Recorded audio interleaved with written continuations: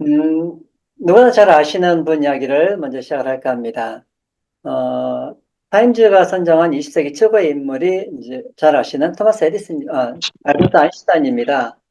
아인슈타인은 유대인이죠. 네, 아인슈타인이 20세기 최고의 인물로 선정되는 그 이야기들 중에 유명한 이야기들이 이제 있는데 이미 뭐 아시는 분들이 있을 텐데요. 아시는 분들도 한 번 더 다시 어, 아인슈타인에 대해서 잠시 상기하며 이야기를 시작해 볼까 하는데요. 음, 아인슈타인의 어머니가 유명합니다. 아인슈타인이 어렸을 때 이렇게 이제 선생님으로부터 받은 거예요. 참 놀라운 표현인데 이 아이는 나중에 무엇을 해도 성공할 가능성이 없음. 이 말을 들으면 무슨 생각이 드시나요? 내 아이가 만약에 선생님으로부터 이런 말을 들었다면 무슨 마음이 드시겠어요? 근데 이런 말을 들은 거예요. 그래서 담임이 이렇게 말을 하고 학교에서 사실 내보냈는데 그 말을 들은 어머니는 아인슈타인에게 이렇게 말을 합니다. 너는 세상에 다른 아이들에게는 없는 훌륭한 장점이 있단다. 그래서 이 세상에는 너만이 감당할 수 있는 일이 너를 기다리고 있어. 그 길을 찾아가야 한다. 너는 틀림없이 훌륭한 사람이 될 거야. 이 말을 들은 아인슈타인은 어떤 마음이었을까? 이 자리에 이제 어머님들도 많이 계시라고 생각하고 아버님들도 계실 수 있을 텐데 다시 한번 이 말을 아이에게 해준다는 마음을 한번 읽어보실까요? 너는 세상의 다른 아이들에게는 없는 훌륭한 장점이 있단다. 그래서 이 세상에는 너만이 감당할 수 있는 일이 너를 기다리고 있어. 그 길을 찾아가야 한다. 너는 틀림없이 훌륭한 사람이 될 거야. 이 말을 하는 어머니는 어떤 마음이셨을까? 여러 가지 선생님께 들었던 그 말에 뭐 힘도 들었을 수도 있지만 여전히 마음 깊이 아이를 믿는 그 마음으로 아이에게 이런 말을 해주셨고 아이는 결국 어떻게 되었죠? 네, 자기가 진짜 잘하는 것을 찾아갔습니다. 그리고 그것을 빛냈어요. 그게 인류사의 아주 유명한 한 인물로 성장을 시켰습니다. 그래서 우리는 아이가 잘 크는데 부모의 역할은 너무 중요하다는 것을 너무 잘 아실 겁니다. 그래서 오늘 그 부모의 역할도 한번 생각해보는 그런 시간이 되리라고 생각하는데요. 자, 말씀드렸던 것처럼 아인슈타인은 유대인입니다. 그리고 잘 아시는 유대인의 교육과 유대인들이 역사를 어떻게 정리하는지에 대한 짧은 이야기를 먼저 서론으로 오늘 이야기를 먼저 시작할까 하는데요. 잘 아시는 것처럼 유대인들은 전 세계 많은 분야에서 두각을 나타내고 있습니다. 노벨상 수상자의 약 22%가 유대인이다. 유대인의 인구가 얼마인지 대략 아시나요? 전 세계 인구의 0.2% 정도가 유대인인데, 인구 숫자로 치면 약 1,500만 정도라고 합니다. 그러니까 우리나라가 남한이 몇 명이죠? 약 4,500만, 5천만 되죠? 우리나라 남한 인구의 3분의 1 정도가 전 세계 유대인의 인구예요. 마치 유대인이 많은 것처럼 약간 착시 현상이 일어날 때가 있는데 그렇게 유대인이 적은데도 불구하고 노벨상 수상자의 약 22% 그리고 뭐 아이비 리그라고 하는 미국의 이제 저 우수대학이 있죠. 아이비 리그 입학생들의 약 30%가 유대인들입니다. 그리고 뭐 스티브 스필버그라든가 이런 헐리우드 영화계 핵심 인사들도 유대인들이 너무 많고 뭐 법률계, 정치, 경제 뭐 무수히 유대인들이 그래서 이런 말도 나오는 겁니다. 유대인들이 세계를 지배하고 있다. 미국이 세계를 주도하고 있는데 그 미국을 주도하는 게 유대인이다. 그러니 유대인이 세계를 지배하고 있는 것이다. 이런 이제 말이 나올 정도로 유대인들의 영향력은 막강하죠. 그래서 실제로 전 세계 100대 기업의 약 40%가 유대인 소유다. 그래서 경제도 정치도 그리고 뭐 과학계나 이런 이제 방송 언론계까지 유대인들이 이렇게 지배를 하고 있는데 그래서 이제 많은 분들이 우리나라에도 유행했잖아요. 많은 분들이 유대인들이 도대체 어떻게 교육했길래 저렇게 세계 주달 인재가 되는가? 이게 이제 우리도 사실 부모로서 그런 바람을 갖고 있지 않습니까? 뭐 어떻게 교육을 했는가? 이것에 대해서 이제 잠시 한번 들여다보면은 잘 아시는 하브르타 교육 많이 들어보셨죠? 질문하고 토론하는 방식의 유대인 교육인데 그래서 이제 우리나라에서 유행을 했습니다. 많이 들어보셨을 거고 직접 경험해 보신 분들도 있을 거예요. 하브르타 교육. 자, 그런데 여기서 약간 허점이 있습니다. 유대인들이 질문과 답을 이렇게 서로 토론하고 대화하는 것을 삶으로 아주 어려서부터 성인이 되고 노인들까지도 자연스러운 문화가 되어 있어요. 그런데 이제 우리는 그런 문화가 있진 않죠, 아직. 그래서 이제 그런 걸 아이들한테 하브르타 교육을 주입하려고 했습니다. 야, 질문해. 그리고 토론해봐. 막 이런 식의 하브르타도 주입하려고 하는 우리나라 문화가 있었는데, 근데 여기에서 우리가 놓치면 안 될 중요한 부분이 있더라고요. 뭐냐면, 유대인들은 저렇게 질문과 토론하는 유대식 하브르타 교육을 할 때, 그 전에 아이들의 의식 속에, 뇌 속에 정확하게 필요한 정보들 이미 다 주어진 상태라는 거예요. 잘 아시죠? 유대인의 경전이 뭐죠? 토라라고 하는 거예요. 토라를 모세오경이라고 합니다. 그래서 5세가 되면 모세오경을 히브리어로 다 외워야 되는 게 유대인 아이들이라는 거예요. 상상이 되시나요? 그 두꺼운 모세오경을 5세면 다 외워요. 한 글자도 안 틀리고. 모세오경이 머릿속에 정확하게 입력이 된 겁니다. 그것이 뭐 주입이라는 것이 아니라 그걸 통해서 자유롭게 질문하고 토론하는 이런 분위기를 만드는 거고, 그리고 좀 더 크면은 잘 아시는 탈무드를 가지고 청소년기까지 매일, 매주 토론하고 성장하는 그런 교육의 시간을 갖는 거예요. 그러니까 이제 질문하고 토론하는데 무엇을 질문하고 토론하느냐, 이 내용이 중요한데 유대인들에겐 그 내용이 분명히 서 있다는 거예요. 모세오경이라고 하는 토라와 그리고 탈무드라고 하는 그들의 교육서가 분명히 있고 그거를 아이들에게 교육을 하고 있는 거예요. 그걸 보면 너무 놀랍다는 생각이 드는데요. 자, 유대인들의 교육에 대해서 소개하는 영상 짧게 보고 이어가도록 하겠습니다. 박수치거나 몸을 앞뒤로 흔드는 건 집중력을 높이기 위한 유태인들의 전통적인 방법. 교복처럼 맞춰 입고 있는 검은 양복은 유태인들의 전통 복장이다. 교육하신 분들은 마치 네팔집 병아듯이 유태인들에게 기도만큼 중요한 것이 바로 공부. 사람이 살아있는 동안 아무도 빼앗아갈 수 없는 것은 지식뿐이다라는 속담이 있을 정도로 유태인들은 공부를 중요시하는데 그 열기는 어린아이부터 노인까지 평생 이어진다. 이들이 이토록 열심히 공부하는 것은 무엇일까? 바로 토라와 탈무드다.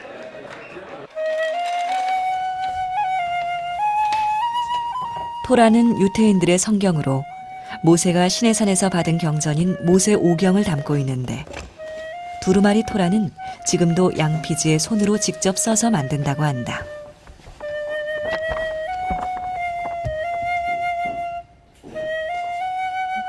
This is the five books of Moses. 탈무드는 히브리어로 교훈이라는 뜻으로 토라에 대한 해석을 담고 있다. 탈무드는 토라가 시대와 상황에 따라 어떻게 적용될 수 있는가에 대해 수세기에 걸쳐 랍비들이 토론하고 논쟁한 결과인 것이다. 탈무드는 토라의 6가지 주제에 따라 총 63권이 있는데 그 안에는 역사, 철학, 문학, 과학, 의학, 법률 등이 총망라되어 있다. 이 탈무드는 유태인 교육의 최고 과정으로 이를 배우기 위해 유태인들은 체계적으로 준비한다.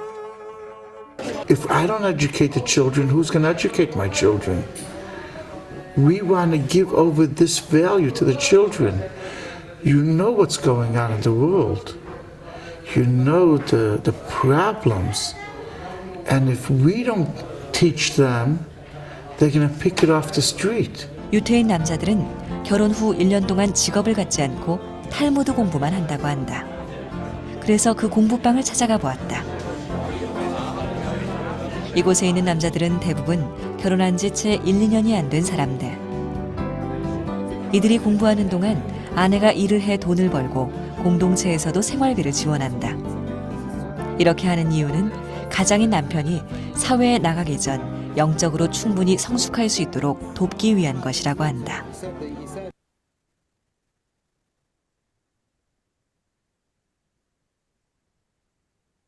모세오경을 아직도 저렇게 귀하게 다루고 있는 것도 놀랍고요. 2000년간 저걸 지켰고, 그리고 저걸 저렇게 귀하게 교육을 합니다. 특히 5세 이전에 좀 모세오경을 다 외운다. 그리고 탈무드 교훈이라고 했죠. 저걸 가지고 지속적으로 토론하는데, 그걸 부모와 그리고 교육기관인 유대인의 그 교회당이 있습니다. 거기와 그리고 또 학교에서 저거를 정확하게 아이들에게 가르치는 거예요.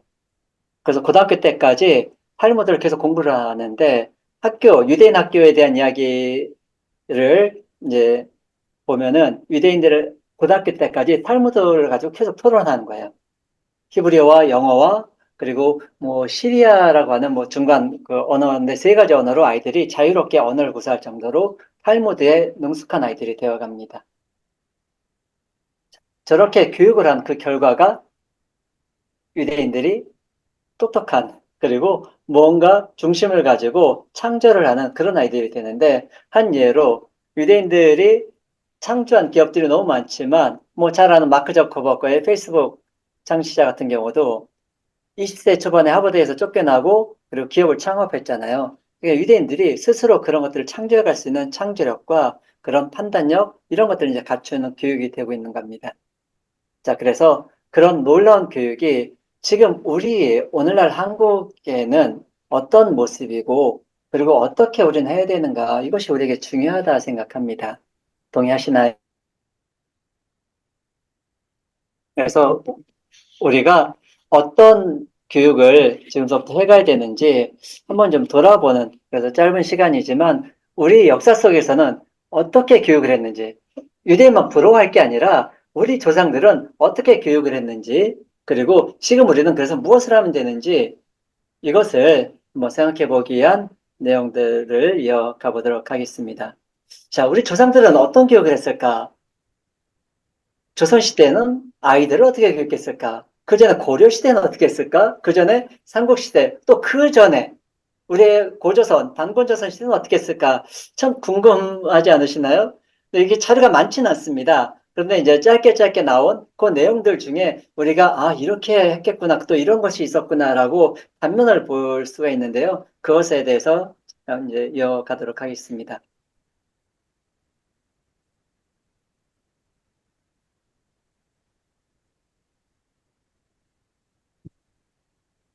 자, 네. 그 전에 유대인들이, 하나만 더 이어가 보면은 유대인들 이야기 중에 빠질 수 없는 것이 하나가 있습니다. 유대인들은 탈무드 토란을 중심으로 정신을 바르게 세우는 교육을 합니다. 하지만 그것이 다가 아니다. 유대인들이 2000년간 겪었던 순환의 역사, 그리고 특히 나치로부터 받았던 그 학살의 역사를 정확하게 교육을 합니다.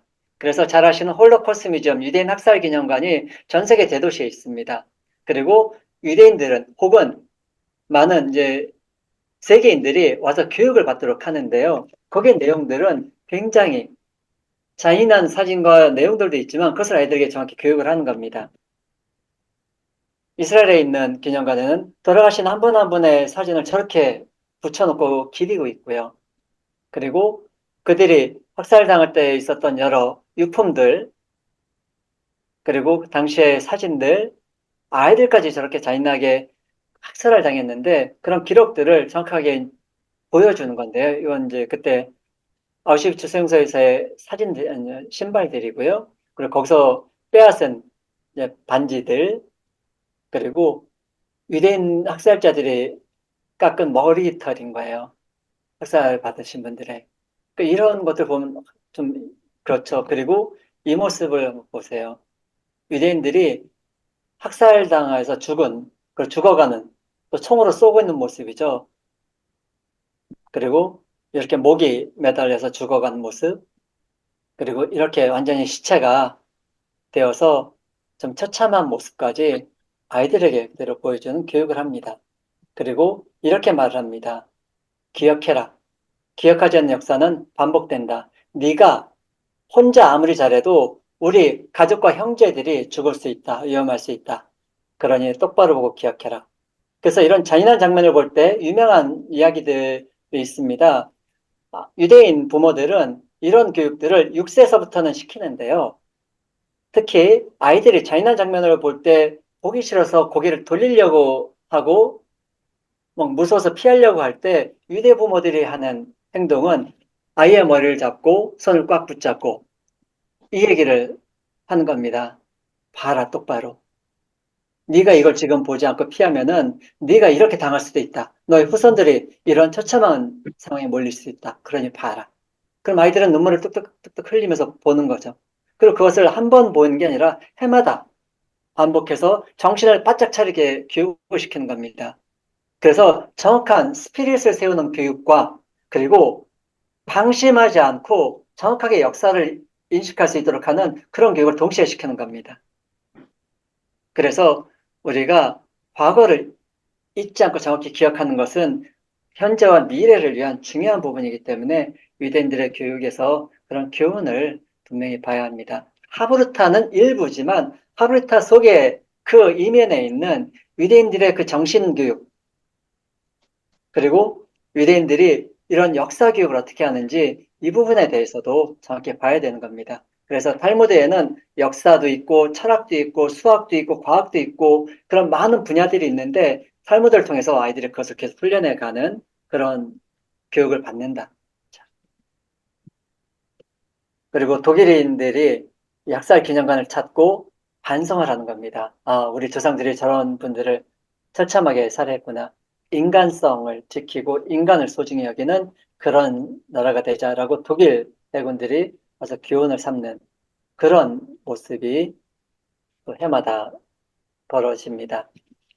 자, 그러면은 우리 한국에는 어떤 교육의 전통이 있었는가 짧게 시기별로 잠시 좀 살펴보도록 하겠습니다. 그래도 알아두시면은 그래도 유익한 내용들일 거다 생각합니다.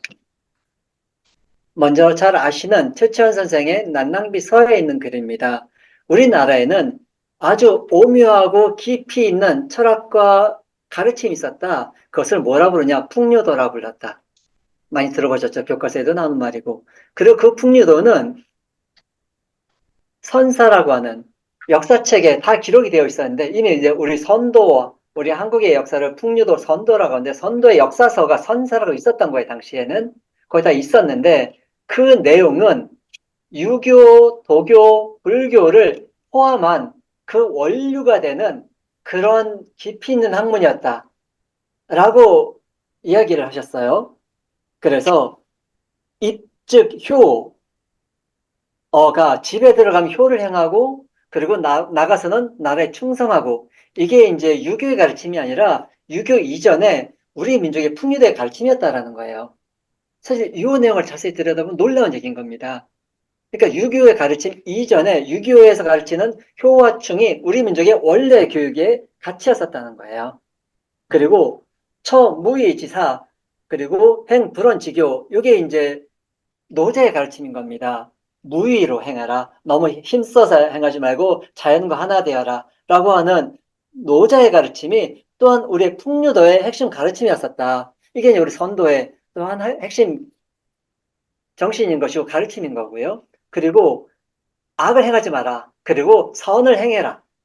라고 하는 불교의 가르침이 또한 우리 풍류도의 중심 가르침이었다. 이게 잘 아시는 화랑도의 쇠석오기로 그대로 이어진 것이죠. 그러니까 쇠석오기에는 불교가 들어오기 전에 이미 만들어져요. 아니죠. 불교 들어오기 전에 이미 만들어지고 불교가 들어와서 더 화랑이에서 꽃 피우는 거죠. 근데 그 정신이 언제부터 왔냐? 원래 그 전에 삼국시대 이전에 원래서부터 있었다. 선사, 선도의 역사서에 다 기록이 되었던 내용이다. 그리고 화랑의 비에 썼던 이 최치원 선생의 이 화랑 난낭비서와 많은 기록들이 있는데 그 기록을 깊이 있게 평생 연구하신 이제 교수님의 이 말씀을 하나 정리해서 전해드리면 최치원의 말에는 우리나라 군자국의 전통, 우리나라 조상의 나라가 단군의 조선이 군자국이었었다고 불렸어요. 그리고 유교 사상이 동양 정신의 가장 큰 중심인데 그 유교 사상의 연원이 바로 우리나라였었다라는 것이 최천 선생의 모든 글들을 종합해보니 그렇게 나오는 거예요. 그래서 지징대사비에도 동방의 한 나라로서 우리나라보다 위대한 나라는 없었다. 그러니까 우리나라가 정말 위대했었다라는 것을 지징대사비에도 최천 선생이 남겼고 그걸 종합해보니 이렇게 정리를 하는 거예요. 인간 존중의 사상, 더 나아가 인도주의 사상의 원류와 유교의 이상적인 인간상의 원형, 동방 군자의 모습, 이게 현대어로 그리고 다른 언어로 표현한 바로 홍익인간이라는 건데, 인간 존중, 생명 존중의 홍익인간 정신이 우리의 동방에서, 동이족의 나라, 군자의 나라에서 우리 고조선, 즉 단군조선에서 시작이 되었다. 이렇게 정리할 수가 있다는 거예요. 그러니까 이제 우리는 지금 하나하나 세세한 기록들을 다 알지는 못합니다. 하지만 일부 역사서에 전해지는 것이 있어요. 그래서 이제 그런 것들을 더 공부를 해가고 알아가는 과정이 필요한데, 결론적으로 말하면 유교의 뿌리가 되고 불교의 핵심이 전해져 있고 도교의 그 원류가 담겨져 있는 군자들이 사는 나라가 우리 조상의 나라였고, 그런 교육이 이루어졌었다. 그 교육의 한 단면이 바로 화랑의 교육이었었다라는 거예요. 그리고 이런 정신을 통해서 단군조선 시대라고 할 수 있는 그 고조선 시대, 즉 공자가 살았던 시대예요. 공자가 살았던 시대에 공자가 군자의 나라에 대해서 한 시대 표현이 있어요. 자, 지나쳐서 잘 못 보셨던 분들도 계실 수 있으니, 또 요즘 논어 공부는 잘 안 하시니까 모르시는 분들도 있을 텐데, 논어에 나오는 말이에요. 논어에 이렇게 말합니다. 구이라는 말은 동이라는 말과 같아요. 그래서 구이의 땅은, 즉 고조선, 단군조선은 군자가 사는 곳이니 그곳에서 살고 싶다라는 말을 논어 자한편에서 공자가 합니다.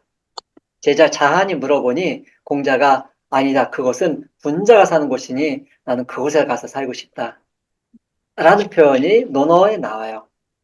그리고 유명한 책입니다. 산해경이라는 책에도 중국의 토가 행해지지 않아요. 그러니까 군자라는 이상향을 설파한 게 공자인데, 그 군자가 중국에는 없고 동이족의 나라에 살고 있다는 거예요. 그러니까 우리는 군자가 살던 당문조선의 조상을 둔 그 후손들인 거죠. 그래서 그 당시에 그런 이제 교육들이 화랑이라는 교육으로 행해졌던 것이고요. 그리고 고구려에서도 이런 기록이 나옵니다. 구당서에 고구려의 풍속을 전하는데, 풍속이 서적을 사랑하여 화로운 집이나 구차한 집에 이르기까지 거리에서 큰 집을 지어 이를 경당이라고 불렀는데, 학교에서 한 번씩 들어보셨을 거예요. 고구려 경당. 그래서 미혼 자제들이 밤낮으로 독서하고 활쏘기도 하였으며 등등 이렇게 이제 표현을 해요. 자, 좀 전에 우리가 유대인들이 아이들서부터 어른들까지 공부하기를 그렇게 좋아한다고 했죠. 우리 고구려 시대를 그랬다는 거예요. 부자건 가난한 사람이건 상관없이 젊은 학생들이, 어린아이들이 책 읽기를 좋아했고, 또 뭐를 배웠어요? 활쏘기를 배웠다. 문물을 갖추는 거죠. 우리가 화랑을 통해서 그렇게 알았던 것처럼 그런 교육들이 고구려에도 있었고 신라에도 있었고 백제에도 있었고, 그래서 그런 교육이 우리나라 조상들로부터 책을 좋아했고 그리고 무예를 좋아했어요. 이렇게 문물을 겸비한 그런 리더, 그것을 화랑이라고 했고 그리고 국자랑이라고 했고, 이런 이제 교육들이 있었던 것이고요. 그럼 고구려 삼국시대까지만 있었나? 고려시대는 어땠나 잠깐 보면요. 고려시대에 기록이 또 많잖아요. 유교가 이제 중심이 된 조선이 되면서 조선의 유교 중심으로 고려 역사서를 쓴 고려사나 뭐 이런 고려저료, 그래서 저료 이런 정도의 책에는 자세한 내용들이 잘 안 나와요. 하지만 이제 송나라 사신인 서경이 쓴 고려도경이라는 책에는 이런 표현이 나옵니다. 마을 거리에는 경관과 서사라고 하는 두 개의 교육기관인데 서로 바라보고 있으며, 민간의 미혼 자제들이 무리를 지어 선생에게 경서를 배우고 좀 성장하게 되면 저희들끼리 벗을 택하여 절간으로 가서 공부하며. 근데 요 기록이 절간에 가서 공부하니까 이제 스님이 되나 이게 아니라, 절간에 가서 공부하는 사람들은 뭐라 그러냐면 북선, 낭선, 선랑, 낭도 이렇게 불렀어요. 좀 익숙하죠? 즉 삼국시대 화랑들의, 신라의 화랑의 전통이 고려시대에 그대로 이어져서 자제들이 크면은, 마을에서 크면은 어디로 갔냐면 절에 가요. 그래서 절은 그냥 부처 모신 곳이 절이 아니었고, 고려시대에는 절은 우리의 화랑들을 훈련하는 훈련 기관이 불교 사찰이었던 거예요. 그래서 그런 교육기관, 즉 화랑들이 훈련받는 교육기관이 고려시대에 몇 개 정도 있었던 걸로 추측하냐? 약 1000개. 그리고 그 한 무리는 약 1000명 정도의 무리도 있었고, 마치 이제 뭐 김유신과 같이 그런 국선이라고 임명받는 사람도 있었고, 그런 교육이 고려 시대에 전국에 그런 화랑의 교육들이 이루어졌었고, 자제들이 글을 읽고, 그리고 무예를 연마하는 그런 교육이 있었다는 거예요. 우리 늙으시는 이제 선생님들 혹은 학부모님들께서는 좀 익숙하실 텐데, 우리 아이들이 HSP 12단을 하고, 명상을 하고, 또 학교에서 열심히 공부를 하잖아요. 그렇게 문무를 겸비하는 교육이 고려시대까지 그렇게 계속 이어졌었던 겁니다. 자, 그리고 조선시대는 유교를 숭상해요. 하지만 이제 어린아이들에게 어떤 것을 교육했나, 조선시대의 대표적인 이제 아동 교육서입니다. 동몽선습이라는 책에는 기초윤리인 오륜을 가르쳐요. 뭐 우리가 유교에서 한 번씩 들어보는 삼강 오륜 이런 오륜이에요. 그런 이제 기본 윤리를 가르치고 그리고 역사를 가르칩니다. 아이들에게 정확한 기본 철학과 삶의 가치, 태도 이런 것을 가르치고 또 바른 역사의식을 심어줍니다. 그래서 역사의식을 심어주는데 거기에 동몽선습에 나오는 우리 한국의 단군 조선에 대한 기록이 밑에 박스에 있는 글이에요. 한번 읽어보실까요? 동방에 처음에는 군장이 없었는데 신인이 태백산 박달나무 아래로 내려오자 나라 사람들이 그의 아들을 임금으로 삼았다. 요 임금과 동시대에 즉위하여 국호를 조선이라 했으니 이가 누구라고요? 단군이다. 그러니까 조선시대 내내 우리 조상들은 단군이 우리의 첫 조상이었다라고 이렇게 어려서부터 배우고 자란 거죠. 그리고 우리의 기본 삶의 가치. 그러니까 이제 유교의 뿌리가 뭐였었다 그랬죠? 유교의 뿌리는 풍류도, 즉 한국 선도입니다. 그것을 이제 유교가 약간 이제 각색해서 정리한 것을 기본 윤리로 배웠지만 또 그 뿌리가 되는 것은 또 우리 조상들의 그런 이제 선도와 풍류도의 그런 전통이었었던 것이라고 볼 수도 있고요. 그리고 또 우리의 역사의식을 단군으로부터 내려온 우리 민족의 의식을 정확하게 알려주는 그런 역사교육도 했었다는 것. 이것이 이제 조선시대 역사의 중요한 특징이었고, 이런 이제 역사교육과 그리고 이제 조선의 선비들이 글만 읽지 않았어요. 생각해보세요. 하루 종일 책 읽으려면 체력이 얼마나 들겠습니까? 한번 제 모습 보이시면 이렇게 몸을 이렇게 좌우로 한번 움직여 보실래요? 그냥 우리가 잘 아는 거, 다 아실 만한 거 한번 이렇게 따라해 보실래요? 하늘, 천, 따지, 네. 어물, 홍, 누루, 황. 자, 이렇게 이제 천지, 현황, 뭐 이렇게 이제 천자문을 외우고 혹은 너너 뭐 사서상경을 외울 때 어떻게 했겠어요? 네, 이렇게 하는 거죠. 근데 이 모습이 좀 전에 유대인 모습과 좀 비슷하죠? 자, 유대인 모습 우리 한번 흉내내 볼까요? 이렇게 책을 읽는 겁니다. 이게 뭐예요? 체력 단련이 되는 거예요. 그리고 뭐 잘 아시는 이제 이황 선생 같은 경우, 특히 이황 선생 같은 경우는 반전호흡법에 대한 책을 씁니다. 물론 조선시대에는 선도는 금기시대예요. 원래 전통의 풍류도와 선도는 금기시대에서 조선시대에는 중국에 도교가 많이 들어오는데 약간 도교적 색깔이지만 반전호흡법을 책으로 아예 쓰시기도 합니다. 그리고 정조대왕도 반전호흡을 통해서 일어나는 기적인 현상을 글로 다 남기셨어요. 정조대왕께서도.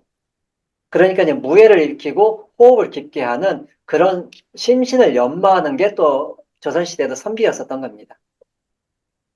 그러니까 이제 임진왜란 같은 때 선비들이 나가서 칼 들고 싸웠던 거예요. 잘 아시는 김시민 장군 있죠? 저 진주성에서 일본군을 대표했던 김시민 장군도 원래는 선비였던 겁니다. 근데 이제 칼을 들고 나와서 그렇게 싸울 수 있을 만큼 기본이 단련됐던 것도 조선시대도 그랬고요. 그리고 오리온을 통한 정서교육, 그리고 정신교육을 정확히 했고, 그리고 역사교육을 정확히 했던 겁니다. 근데 이런 모습을 보면은 저는 이제 한 번 더 이 자료를 준비하고, 이제 어제 갑자기 기억을 잡아서 좀 새벽까지 늦게까지 이제 자료 준비하고 또 보면서 드는 생각이, 아, 참 유대인의 교육과 참 여러 가지가 좀 닮기도 했다. 이런 생각을 사실 좀 했어요. 그런 교육들이 우리가 조선시대 말까지, 구한 말까지, 그리고 일제가 우리나라를 침탈하기 전까지는 그렇게 교육을 했었다. 그러니 그 교육이 부모로부터 자식들에게 이어졌고, 그리고 학교에서도 이어졌고, 서당에서 됐고 성균관과 같은 국가기관에서 되었고 그렇게 되었죠. 그런데 지금 현재 우리는 어떤가? 그것을 좀 돌아봐야 되는데요. 그걸 돌아보기 위한 시작으로 우리가 어디서부터 사실 봐야 되냐면 일제시대에서부터 봐야 됩니다. 이런 교육의 전통이 다 무너진 시기가 일제시대인 거예요. 일제가 침략을 합니다. 그리고 침탈하고 가장 먼저 한 것이 뭐냐면 역사 왜곡이고 정신 왜곡이었어요. 그리고 정신 왜곡이 한 결과물로 조선사 편서회라는 걸 만들어서 역사책을 완전히 바꿔버립니다. 그리고 이제 조선사 편서회에서 만든 이제 사업개요서에 이렇게 표현하는 거예요. 조선인은 다른 식민지에 있어서의 야만 반개화된 민족과 달리 새로운 사서도 계속 만들어요. 이제 우리가 독립운동 시기에는 사서를 계속 만들었어요. 뭐 단재 신철 선생, 배감 박은식 선생 이런 분들이 사서를 계속 만들었습니다. 그리고 그런 새로운 것뿐만 아니라 예로부터 저술된 사서가 많았다는 거예요. 일제시대 때까지는.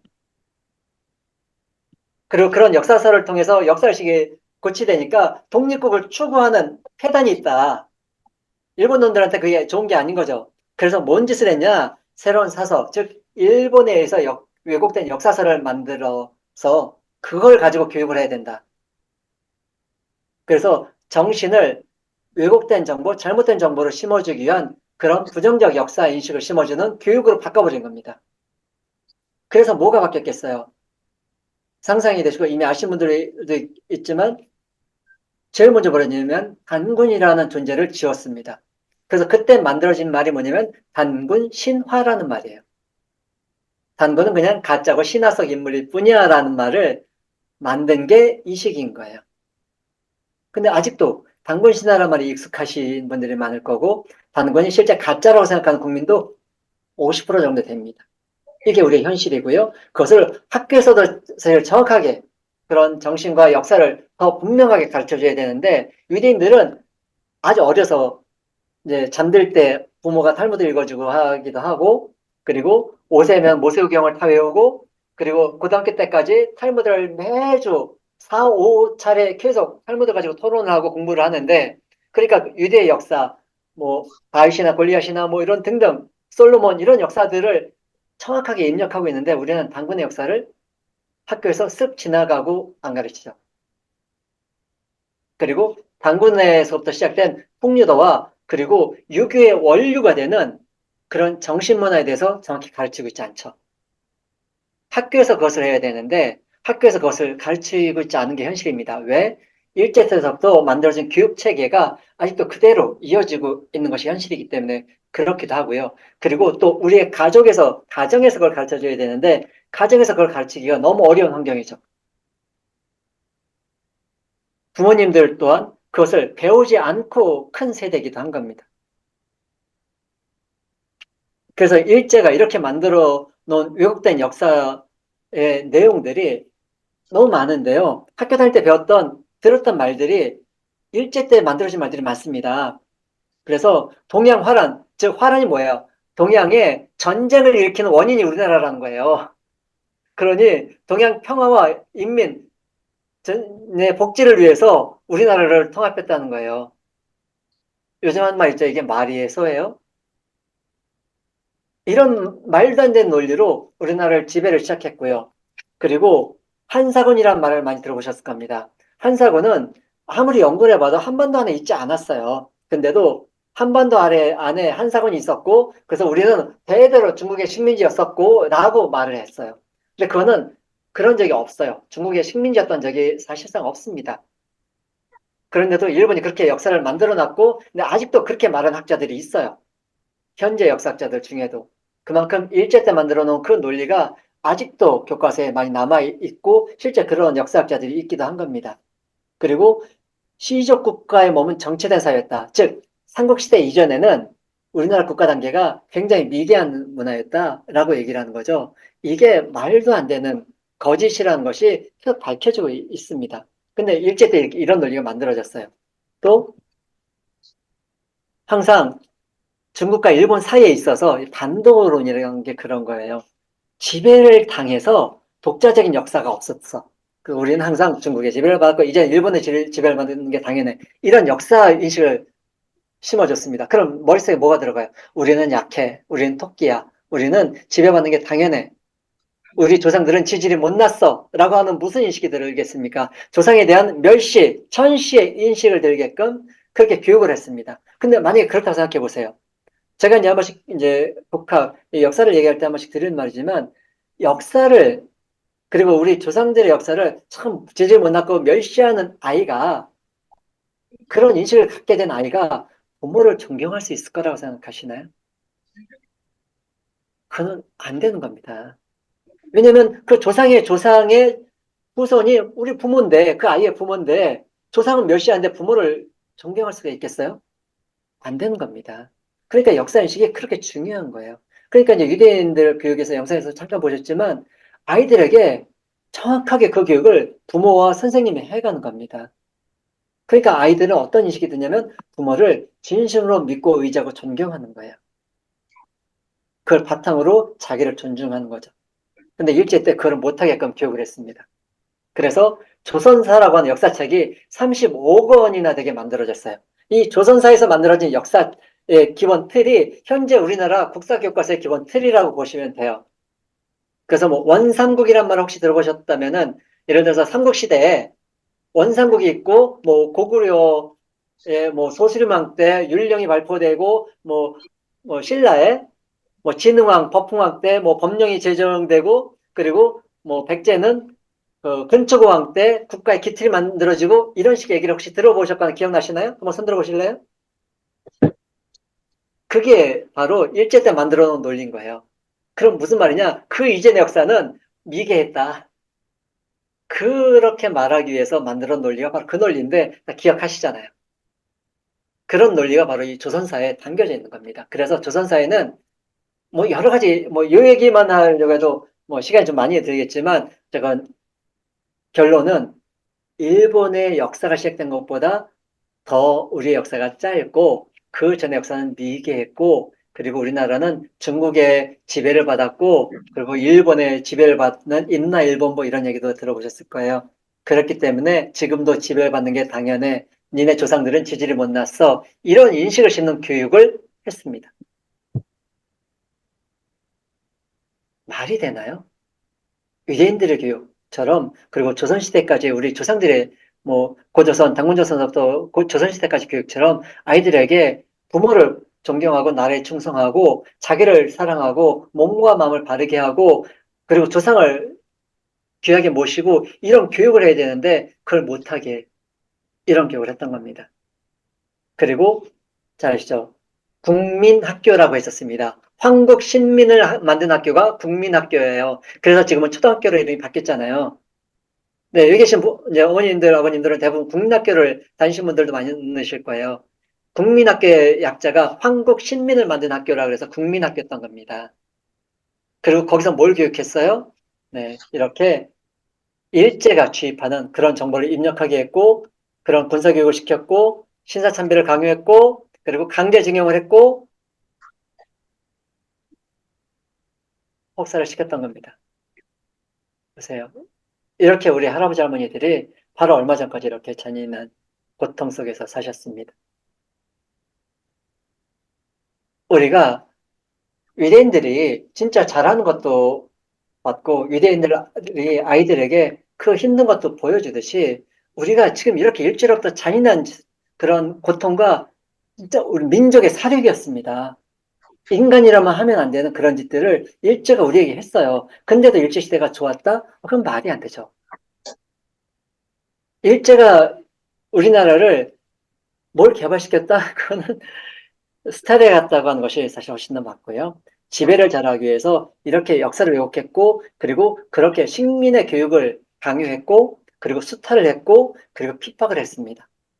근데 우리가 그것을 또 여참 또 놓쳐요. 그래서 짧은 시간이지만 그래도 우리 조상들이 아실 겁니다. 우리 황후했어요. 민비에 대한, 명성황후에 대한 어떤 평가가 잘했다 못했다 아무리 평가가 달라도 그래도 우리의 황후했습니다. 그때서부터 있었던 조선이, 그리고 우리 조상들이 당했던 그 역사를 한번 함께 보도록 하겠습니다. 눈을 뜨고 보십시오.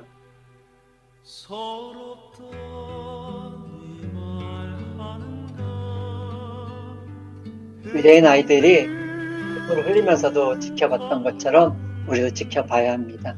아이들까지 저렇게 칼을 실험하기 위해서 썼던 일본인들이고요. 이게 사람이 할 수 있는 일이라고 생각하십니까?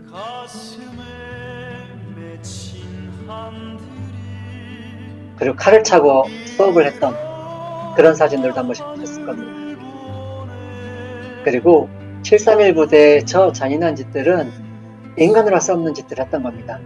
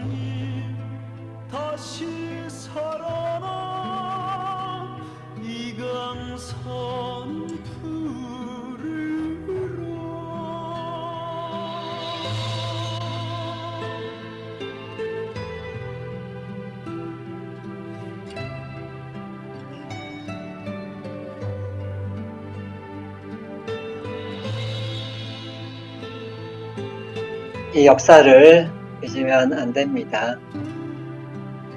위대한이 2000년의 순환을 잊지 않고 지켰듯 우리도 100년밖에 안 된 역사지만 그 역사를 잊지 않고 오늘의 우리가 바르게 살아갈 수 있도록 우리 정신을 바르게 세워야 합니다. 조상을 멸시하는 그런 행위들을 멈춰야 되고 국민으로서의 자부심과 긍지를 다시 한번 세워야 되는 그런 시간이라 생각합니다. 우리 조상들은 저런 핍박 속에서 움츠러들지 않았습니다. 피하지도 않았고 그리고 당당히 외쳤습니다. 그래서 신흥무관학교에서도 그리고 3.1운동에서도 그리고 전국 그리고 중국과 전 세계에서의 많은 독립운동가들이 이 땅을 지키기 위해서 목숨을 거셨습니다. 근데 그게 개인의 이익만을 위해서 그럴 수 있었겠습니까? 우리는 그런 독립운동가들이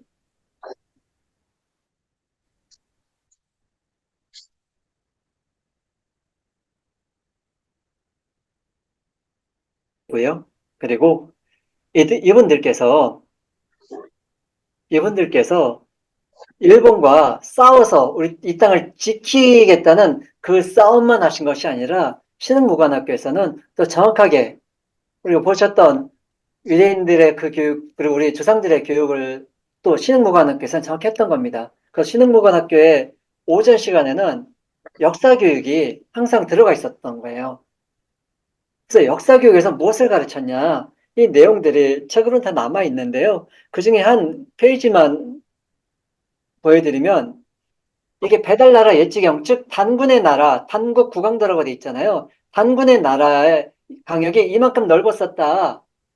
여기가 이제 지금 한반도에 아리부라고 돼 있고 푸른바다가 동해, 누른바다가 서해, 여기 검은머리 흑룡강 위와 여기가 이제 요서, 지금 많은 고조선의 유물들이 쏟아져 나오고 있는 것이 요서고 백두산 주변이고 이 북만지에서도 많이 쏟아져 나오는데 이 전체가 우리나라 조상들의 강역이었었다. 그러니까 여기가 고구려 때도 여기 다 고구려 강역이었었던 곳이잖아요. 그리고 발해도 여기 강역이었었고. 근데 그 뒤로 어느 시점부터 압록강 아래로 우리나라가 갇혀버린 듯이 역사가 왜곡되고 있지만 우리나라 역사가 이 동북아 전체의 중심이었었던 것을 신흥무관학교에서 정확히 가르쳤고 이게 우리의 실제 역사였고 일제 독립운동가들은 이런 역사를 배우면서 사셨던 겁니다. 그래서 이런 역사의식과 그리고 나라를 그리고 우리 민족의 정신을 지켜야겠다는 그 의지로 독립운동을 하셨고요. 그리고 19년도에 3.1운동이 일어났을 때 독립선언서, 김이 독립선언서를 발표할 때도 밑에 한번 보실까요? 이거를 다 읽긴 어려우니 여기서 이렇게 선언합니다. 반만년 역사의 독립국이다, 우리나라는. 반만년 역사의 독립국이라고 선언을 합니다. 그리고 신성한 2천만 민족이너라. 우리 2천만 민족 모두가 신성하노라. 이게 이제 생각해 보세요. 한 사람 한 사람이 신성하다. 왕이어서 신성하고 노비라서 천하고가 아니라 2천만 모두가 신성하다. 이게 우리 민족의 인간 존중의 정신이고 홍익인간 정신이에요. 그런 선언을 3.1운동의 독립선언서에서 합니다. 그리고 마지막에 딱 이렇게 선언을 해요. 이게 몇 년도냐? 조선 건국, 단군 조선이죠. 조선 건국 4252년. 지금 우리는 단기로 알고 있는 이 연도를 정확하게 명시합니다.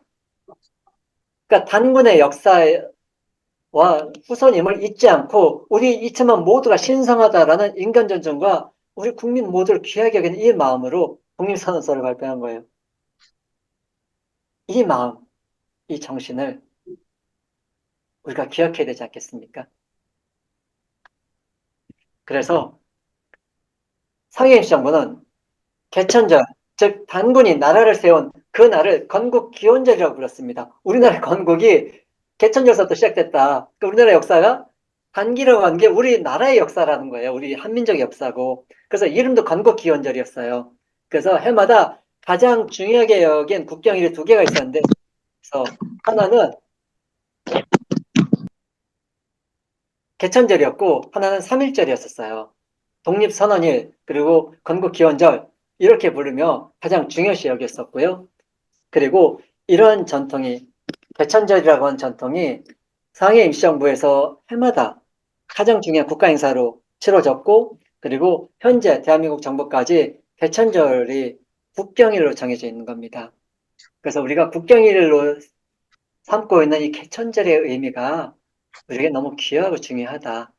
그래서 국경일로 하고 있는 3.1절, 그리고 8.15 광복절, 그리고 개천절 이런 날들은 정말 중요한 우리가 한 번 더 새겨봐야 되는 그런 날이고 그냥 쉬는 날이 아니다. 우리 민족이 어떻게 존재해왔는지를 한 번 더 되새겨보고 아이들에게 교육하는 그런 날로 삼도록 하면 좋겠다 생각합니다. 독립운동을 하신 분들의 그 마음, 짧은 시간에 다 느낄 수는 없습니다. 하지만 우리 함께 독립운동을 위해서 헌신하신 그분들의 모습과 또 그분들을 기리며 육군에서 만든 영상인데요. 독립군가를 부르는데요. 한번 주먹을 딱 주시고 독립군가를 한번 함께 부르고 뭐 박수를 치셔도 되고 손을 힘차게 흔드셔도 될 것 같습니다. 함께 독립군가를 함께 불러보며 그래 우리 정신을 그리고 우리 나라를 다시 한번 지키자 그 마음을 한번 가져보는 시간을 가져보도록 하겠습니다.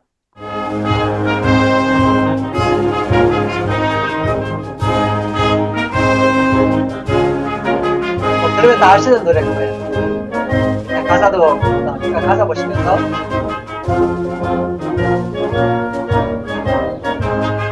신대 한국 독립군의 100만 용사야 조국의 부르심을 내가 아느냐 삼천리 삼천만의 우리 동포들 번지 너와 나로다 네, 저 모습 나가 싸우러 나가 싸우러 나가 독립문의 자유종이 울릴 때까지 싸우러 나가세 원수들이 강하다고 겁을 낼 건가 우리들이 약하다고 낙심할 건가 정의의 날쌘 칼이 빗기는 곳에 이 길이 너와 나로다 나가 싸우러 나가 나가 싸우러 나가 독립문의 자유종이 울릴 때까지 싸우러 나가세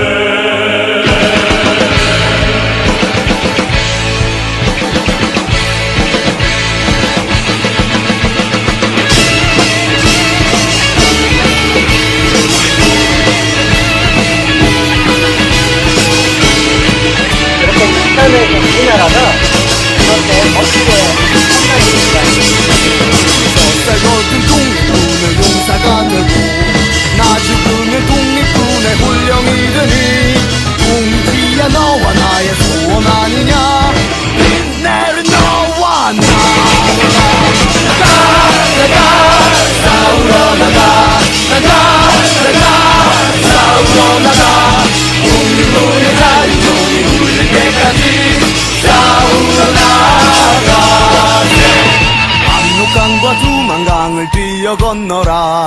악독한 원수물이 쓸어 몰아라. 잃었던 조국 한선 회복하는 날 만세를 불러보세. 싸우러 나가 독립문의 자유종이 울릴 때까지 싸우러 나가세.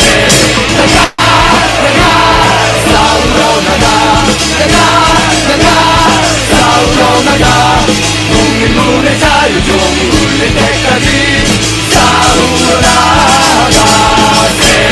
싸우러 나가세.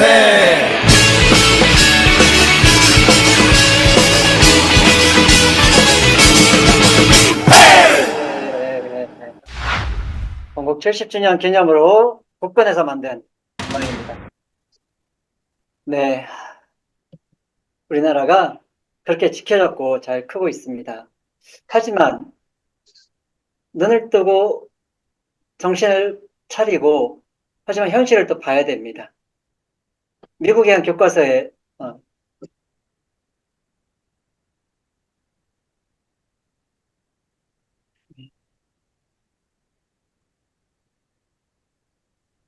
미국의 교과서에는 이렇게 써져 있습니다. 한국에는 고유의 문화가 없다. 있다면 중국이나 일본의 아류 문화가 있을 뿐이다. 이 교과서의 내용을 미국의 역사 교과서고요. 그리고 한 그 외교관이 전 세계 그래서 이 내용을 보고 나서 그럼 전 세계 다른 나라들은 도대체 어떻게 우리나라를 묘사했나라고 이제 다 조사한 책이 있어요. 제가 이제 그 책을 갖고 있는데 그 책에 보면은 거의 대부분의 유럽 포함한 동남아까지 많은 나라들이 우리나라의 문화를 이렇게 표현하고 있습니다. 이게 맞나요? 우리나라에 고유 문화가 없습니까? 있다면 중국이나 일본의 아류 문화만 있나요? 아니죠. 근데 아직도 외국에서는 이렇게 가르치기도 하는 겁니다. 왜? 우리 스스로도 우리의 문화가 무엇인지 아직 정확히 찾지 못했어요. 아직도 단군을 신화라고 생각하는 우리나라 분들이 거의 50% 가까이 되는 게 현실입니다. 아직도 일제가 만들어 놓은 그 교육의 프레임을 아직도 정확히 다 깨지 못했어요. 그래서 그 결과로 조상을 멸시하다 보니 조상을 인정하지 못하고 역사를 인정하지 못하는 우리 아이들이 어른을 존경하는가? 조사해 봤더니 67%가 존경하지 않는다.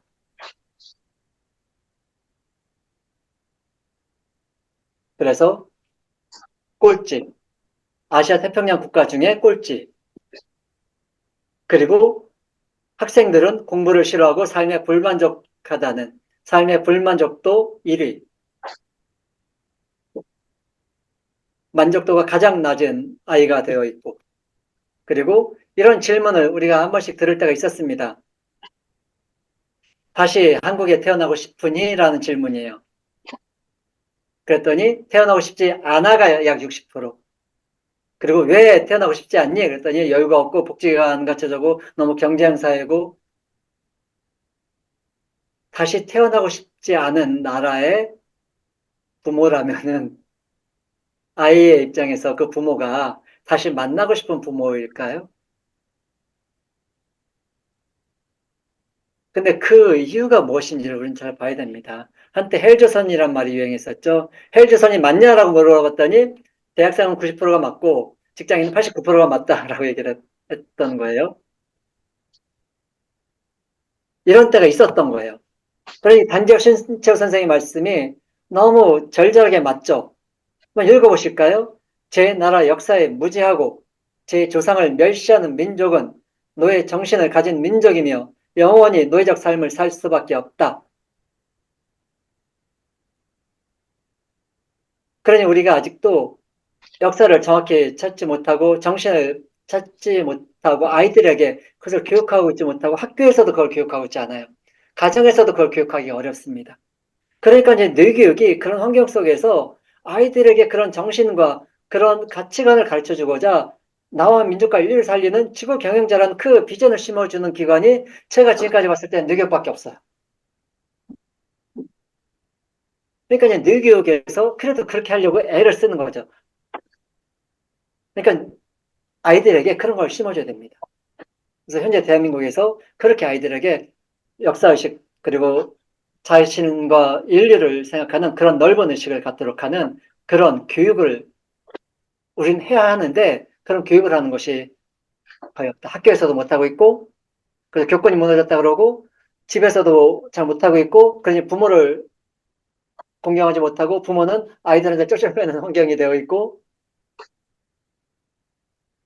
그래서 우리가 그럼 어떻게 될 건가 이것이 정말 중요하다.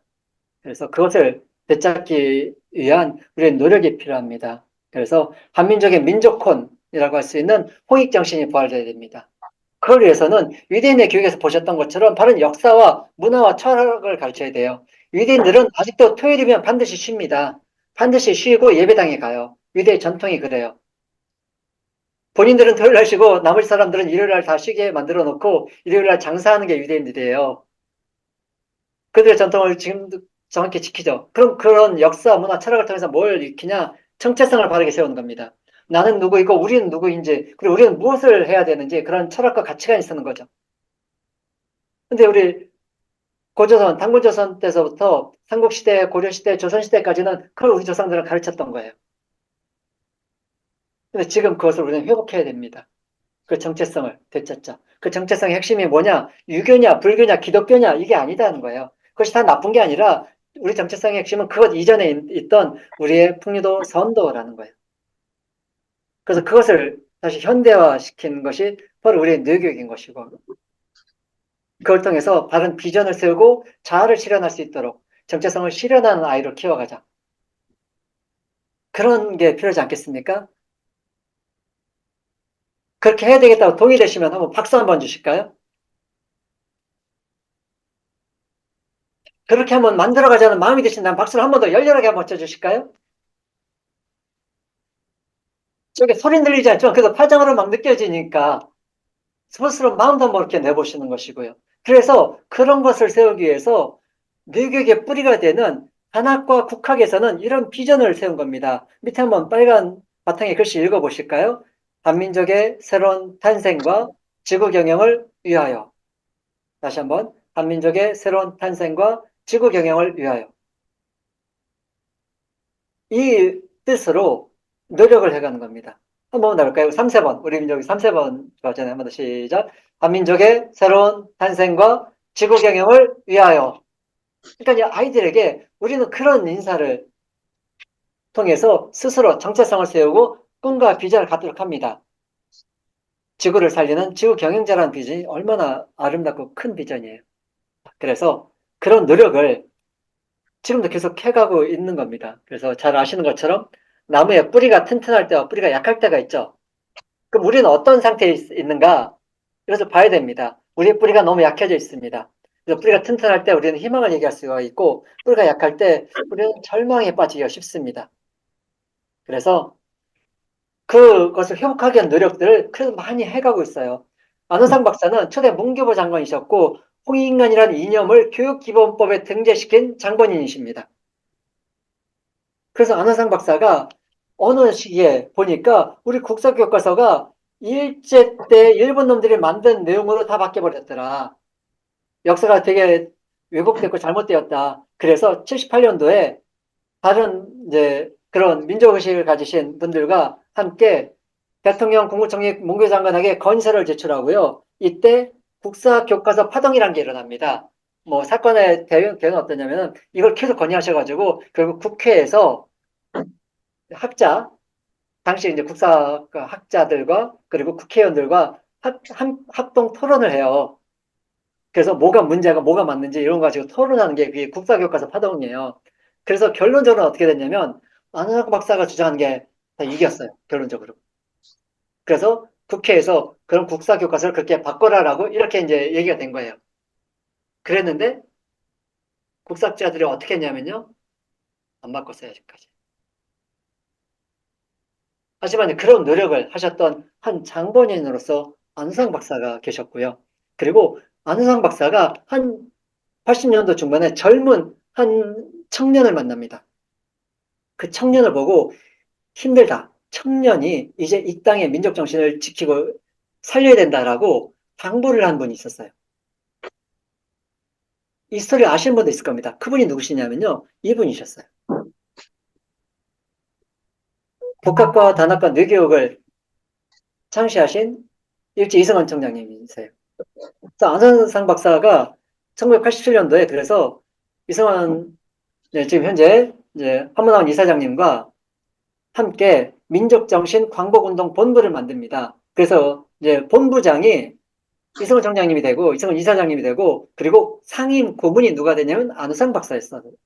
그래서 두 분이 함께 마음을 모아서 민족정신 광복운동 본부를 만드셨고 그래서 이 땅에 성인이 나라를 만들었으니 그분이 단군이시다. 그래서 국조 단군을 바르게 모시자는 이런 운동을 제안합니다.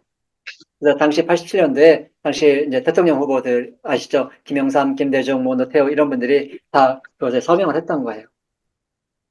그리고 뭐 뒤에 해프닝도 있고 했는데 그런 민족정신 광복운동을 시작하셨고 그래서 국조 단군을 바르게 세우자 이 운동을 시작하셨어요. 그래서 그 다음 하신 일이 통일교원 국조당군상을 세우는 일을 하신 거예요. 근데 이 말씀이 안호상 박사의 마지막 유언이셨다고 합니다. 사실 안호상 박사의 유언이셨는지는 저도 최근에 알았어요. 저도 당시에 국조당군상 세우는 운동을 함께 했었던 이제 한 사람이었는데 그래서 너무 가슴 뛰는 그래서 이게 366기를 세우는데 전국에 이 운동에 동참하신 분들이 너무 많았어요. 그래서 생각보다 정말 쉽게 전국에 366기가 딱 세워진 거예요. 학교에, 뭐 공원에, 뭐 어떤 빈 터에 막 세워지는데 놀라웠습니다. 아, 우리 국조당군이 이렇게 살아나시는구나라고 가슴 뛰고 그런 이제 설레는 순간들이었는데 그런데 그때 무슨 일이 일어났냐면 이런 일이 일어난 거예요. 당구상 훼손 사건이 일어납니다. 당구상이 목을 쳐요. 단군 사입이 욕하면서 목을 칩니다. 그래서 이렇게 욕을 해놔요. 상상이 되시나요? 이런 일이 버젓이 대한민국에서 일어났었습니다. 그래서 크리스만세, 이게 그러면 이제 기독교인들이 그런 이제 기사도 있었어요, 당시에. 이게, 당시 이제 이 한문화운동본부라고 했던 이 단체였었는데, 한문화운동본부, 민족정신 광복운동본부의 이제 후신으로 만들어진 한문화운동본부에서 이게 크리스만세라고 기독교를 이제 탄압하기 위해서 한 거다라고 얘기를 했는데, 아닌 것이 드러났어요. 당시에 많은 목사들이 실제로 목을 쳤다고 막 증언하고 뭐 간증하고 뭐 설교하다가 걸려가지고 당시에 7명이 구속이 됩니다. 그리고 이때부터 국학을 얘기하는 국학원과 그리고 단군을 얘기하는 사람들을 기독교인들이 사입이라고 배척하기 시작했어요. 그래서 단학, 지금 현재 단월드와 그리고 단월드에서 파생된 이제 다른 단체들 그리고 국학원 그리고 또 일부 비할레 교육에서 또 하시는 분들도 이런 기독교인들 중심으로 만들어진 잘못된 정보들에 의해서 그때서부터 갈등이 시작이 됐습니다. 사이비라는 소리가 사실 이때서부터 나왔어요. 물론 그 전에 또 뭐 하신 분들이 있었는지 모르겠지만 그런 역사의 시작이 당군상서부터 있었습니다. 하지만 이런 당군상 훼손 사건이 어떻게 됐냐면요. 결론은 목사들이 구속됐죠. 기독교가 서울시장도 이겼고 대통령도 이겼어요. 기독교 단체들은. 그런데 당군상 세웠던 이 조그만 단체였던 당시에 이 한문운동본부는 이기지 못했어요. 목사들이 구속되고 당군상이 아직도 전국에 세워져 있는 겁니다. 근데 물론 그대로 기독교인들이 끊임없이 당군상을 없애려는 노력을 일종의 음해 공작을 지금도 계속하고 있어요. 그래서 우리가 국조당군을 바르게 모시는 것이 정말 중요하다. 조상을 잘 모시는 우리가 되고 정신을 바르게 차려야 된다 생각을 합니다. 그래서 2004년도에 그런 민족정신을 바르게 세우는 국학원이 개원이 되었고 천안에 이렇게 국학원 본관이 만들어졌습니다. 그리고 2004년도에 동북공정으로 전국이 시끄러웠습니다. 그때 국학원과 단학 회원들 그리고 뇌교육하시는 많은 회원들께서 동북공정 저지를 위한 고구려 지킴이 운동을 하시면서 100만 서명 운동을 했고 고구려를 지키고 동북공정을 저지하는데 온 힘을 다해서 이 자리에도 함께 하셨던 분들도 많을 수 있다고 생각하는데요. 그런 노력을 했고 결국 동북공정을 그래도 일정 정도 막는 데 성공했습니다. 그리고 국학원이 그런 기여를 이제 했었고요. 그래서 그런 국학운동을 하는 의미를 이승원 이제 설립자시고 이사장님이신데 말씀하신 것을 그래도 이제 공유를 한번 드리고 싶은데요. 이렇게 말씀을 하셨습니다. 자신의 근원과 뿌리에 대한 자부심이 없는 민족은 민족의 미래에 대한 청사진을 그릴 수 없습니다. 더욱이 민족 구성원의 마음이 하나로 모여야만 이룰 수 있는 원대한 꿈과 계획은 생각조차 할 수 없습니다. 국학운동은 민족의 자아 발견 운동입니다. 그래서 우리가 최천 선생께서 쓰셨던 풍류도라는 그 말, 그리고 화랑들이 훈련했고 조선시대까지 이어졌었던 우리 민족의 그런 정신의 뿌리를 찾아가는 것이 바로 국학운동이다 할 수 있고, 그것은 바로 우리가 누구인지를 찾아가는 정체성을 알아가는 그런 중요한 교육이다 할 수 있습니다. 그러니까 뇌교육은 정말 귀한 교육을 뇌교육 지점에서 선생님들, 원장님들께서 하고 계시기 때문에 잠시만요. 하고 있는 중요한 그런 교육기관이고 그것이 지금 이 시대에 너무 중요합니다. 그런 우리의 정신이 꼭 되살아나야 된다고 정말 간절히 말씀하셨던 한 분을 잠깐 소개해드리면 그 노벨 문학상을 하셨어요. 25시라는 소설로 게오르기우라는 신부님이신데 그리스 정교회 신부님이시고 루마니아 분이세요. 이분은 이렇게 표현하셨습니다. 인류를 구원할 빛이 홍익인간 정신이다. 참 놀랍죠. 이분이 굉장히 영적이시기도 하고, 예, 신부님으로서 어떤 감각을 또 공부도 또 하실 것 같은데, 그래서 이렇게 말씀하십니다. 물질 문명의 한계가 붕괴되면, 지금 이미 그 시대가 됐죠. 다시 인류를 구원할 광명의 빛이 동방으로부터 온다. 홍익인간 이화세계의 정신이 이루어지지 않으면 인류는 멸망한다.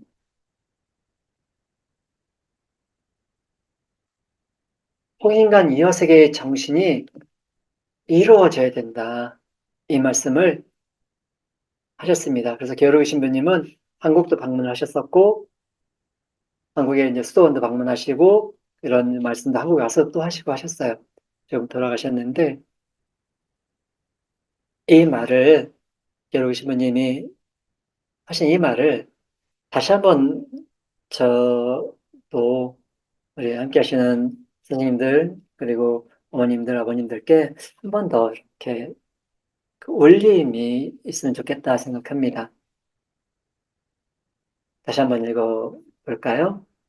물질 문명의 한계가 붕괴되면 다시 인류를 구원할 광명의 빛은 동방으로부터 온다.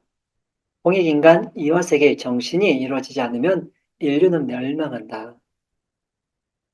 제가 한 말이 아니고 우리나라의 누군가 한 말이 아니고 그리스 정교회 로마니아 신부님이 이런 말씀을 하셨는데요. 또 많습니다. 네, 이 말씀이 지금 우리가 이 순간에 한번 되새겨야 되는 그런 말씀이다 생각합니다. 그래서 홍인간을 살리는 교육, 그리고 그런 정신을 세우는 교육, 그래서 만들어진 것이 오늘의 뇌교육이에요. 그래서 뇌과학의 많은 요소들을 결합하지만 그 중심에는 우리의 국학, 그리고 우리의 정신과 홍인간이라고 하는 그런 이상과 가치가 들어있는 것이 바로 뇌교육인 겁니다. 그래서 홍인간 정신을 살리자. 그런 아이들을 키워내는 것, 이것이 부모님들의 역할이고 또 우리 선생님들의 또 사명이다 생각합니다. 문화가 얼마나 중요한지 보여준 예, 유명한 한 교수님이세요. 하버드 교수님, 세뮤얼 헌티턴 교수님이 가나와 대한민국이 60년대까지는 비슷했다. 우리나라가 60년대까지 못 살았잖아요. 그런데 90년도가 지나면서 현격한 차이가 생겨났는데 그 차이는 왜 생겼냐? 바로 문화가 가진 힘이다. 그 문화의 힘이 어디서 왔냐? 일제 때 그렇게 우리를 훼손하려고 했고 왜곡하려고 했었지만 그 문화의 힘이 우리에게 조선시대에서부터 그 이전에 5천년을 이어온 그 문화의 힘이 우리에게 뿌리 깊게 있는 겁니다. 그게 지금 케이팝 한류와 같은 그런 것으로 이어지고 있는 거죠. 그래서 우리나라는 전 세계 최강의 소프트 파워 국가입니다. 그래서 우리나라가 전 세계에 영향력을 끼치는 것 중에 가장 많은 게 바로 케이팝, 영화, 문화 등의 이 한류예요. 그 한류가 우리나라 한국산 브랜드 제품보다 삼성, 뭐 현대자동차 이것보다 훨씬 더 강력하게 전 세계에 영향을 끼치고 있습니다. 뭐예요? 문화의 힘이죠. 바로 백범 김구 선생께서 말씀하셨던 가지고 싶은 것은 높은 문화의 힘이고 그것이 국저 단군의 이상이라고 믿는다고 하셨던 말씀이 있는데 그게 지금 오늘날 실현되고 있습니다. 그런 홍인간의 가치를 실현한 문화가 우리에게 뿌리 깊게 있는 거예요. 그래서 지금 한류 인구가 지금 1억 5천까지 보고 있습니다. 외교부에서 2021년도 데이터인데 이만큼 한류 팬층이 전 세계 뭐 몇 억인가요? 지금 한 50억 되나요? 60억? 인구 중에 약 뭐 10분의 1? 5분의 1이 한류 팬으로 전 세계에 있는데 그 이유가 뭐냐? 우리 보신 분들 아시죠? 대장금 같은 드라마 보면 거기 홍인간 정신이 정말 깊게 깊게 묻어져 있습니다. 우리가 했던 인기 많았던 드라마 우영우도 그렇고요. 또 오징어 게임에도 우리 한국인의 정서가 깊게 배어 있죠. 그런 거에 전 세계인이 열광합니다. 오징어에서 나왔던 깍두기란 말, 깐부란 말 기억하시는 분들 있을 거예요. 그 말 속에 홍인간 정신이 담겨져 있죠. 그런 것에 전 세계인들이 깜짝 놀라고 열광합니다. 바로 가장 한국적인 것이 가장 세계적인 것이라는 것을 우리는 알게 되는 일들이 계속 생기는 겁니다. 그래서 현재 대한민국의 교육 이념인 홍익인간, 그리고 홍익인간을 이렇게 볼 수가 있습니다. 홍익인간이란 건 뭐냐? 뇌를 바르게 쓰고자 하는 사람이 홍익인간이다. 그래서 홍익인간이 되어야 되는 것은 뇌를 가장 바르게 쓰는 사람이 되는 길이다. 그러니까 아이가 나와 민족과 인류를 생각하는 그런 의식을 가질 때 뇌가 반짝반짝 빛나는 겁니다. 그런 사람이 홍익인간이죠. 그래서 그런 홍익인간을 만드는 그런 교육을 하고 계신 선생님들, 학부모님들께서는 자부심을 가지셔도 됩니다. 그런 홍익인간을 만들어 가자. 그래서 홍익인간을 만드는 우리 민족이 그러면 이제 탈무드나 뭐 토라, 뭐 모세오경처럼 우리 민족에는 도대체 경전이 뭐가 있냐? 진짜 일제 때까지 조선시대 일제 때 엄청 많이 다 훼손되고 가끔 튀어나오면은 그 일제 시대에서부터 그거는 사입이야, 그거는 위서야, 뭐 이런 말들 많이 합니다. 믿지 않는데 그런데 그럼에도 불구하고 참 부정하기 어려운 게 우리 천부경이라는 거예요. 81자밖에 안 되는 이 천부경 속에 우리 민족의 천지인 정신이 들어가 있고 우리 민족의 홍인간의 그런 철학을 잘 표현해낸 글이 천부경이라는 거예요. 그래서 우리 HSP 하는 아이들, 유치원자들은 이 천부경을 통해서 그런 기운을, 그런 의식을, 그런 이제 공부를 또 해가고 있고, 또 여기서 이제 담지 않았지만 3일신고라는 글에도 이런 천진정신과 우리의 홍익정신을 구체적으로 풀어서 이제 하는 그런 글들이 그래도 우리에게 전해지고 있다. 그래서 천부경을 가지고 있고, 그리고 3일신고라고 하는 또 그런 글도 가지고 있고, 우리에게는 또 홍익인간 정신을 또 이렇게 공부하고 알릴 수 있는 그런 것들이 있습니다. 근데 많은 한국분들이 잘 모르시죠? 이것을 알고 계시다면 그래도 잘 하신 거고 또 공부하시면서 또 그런 정신들을 그리고 그런 우리의 역사를 잘 익혀가신다면 좋겠다 생각합니다. 그래서 우리는 뇌의 시대를 맞이하고 있다. 21세기 이 뇌의 시대는 이제 이렇게 표현합니다. 20세기까지는 외적 역량, 드러난 결과 이런 외적 역량이 중요했는데 이제는 내적 역량이 중요한 시대다. 근데 이 내적 역량을 정확하게 잡고 키워주는 한 교육의 사례가 바로 유대인들의 교육이었다고 저는 생각합니다. 그래서 어려서부터 그런 철학과 정신과 그런 훈련들을 시켰는데 그런데 그것을 더 체계적으로 교육을 시키고 있는 것이 내적 역량을 키우는 그리고 뇌를 잘 쓰는 교육을 하는 것이 우리 오늘의 뇌교육이에요.